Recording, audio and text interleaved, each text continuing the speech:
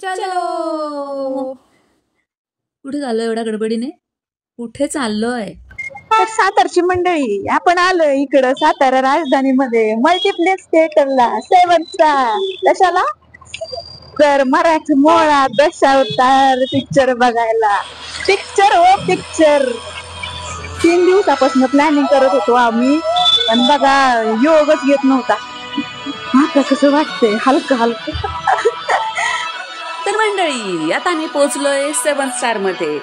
कुठे लागलाय दशावतार बघायला? आम्ही शोधतोय. फायनली आम्हाला दिसला. ओशन फिल्म्स निर्मित सुबोध खानोलकर यांनी लिहिलेला आणि दिग्दर्शित केलेला दशावतार स्क्रीन नंबर 1 ला लागला होता. दिलीप सरांची मी खूप मोठी फॅन आहे, त्यामुळे मला भीती वाटत होती की मूवी चालू झालाय का. पण माझं नशीब चांगलं की मूवी अजून चालू झाला नव्हता. आम्ही बसलो मूवी बघायला आणि नंतर नाव पडायला लागले. मला पहिल्यापासून मूवी खूप छान बघायला मिळाली.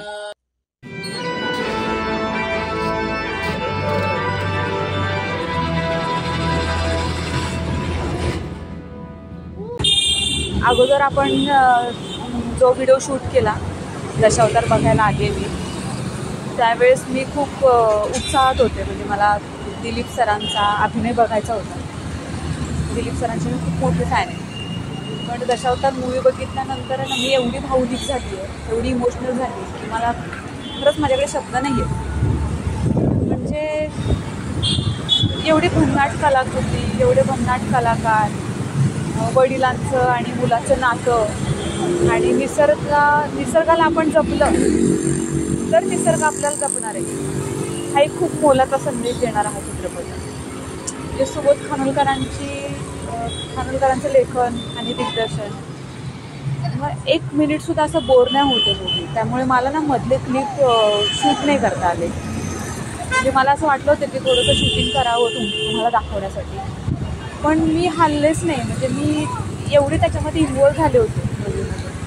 आणि एक सीन तर एवढा भावनिक होता त्याचा की पूर्ण प्रेक्षक हळहळ व्यक्त करत होते आणि पूर्ण प्रेक्षकांच्या डोळ्यात पाणी होतं, पिनड्रॉप सायलन्स होतं. मराठी चित्रपटांचे दिवस चांगले आलेत.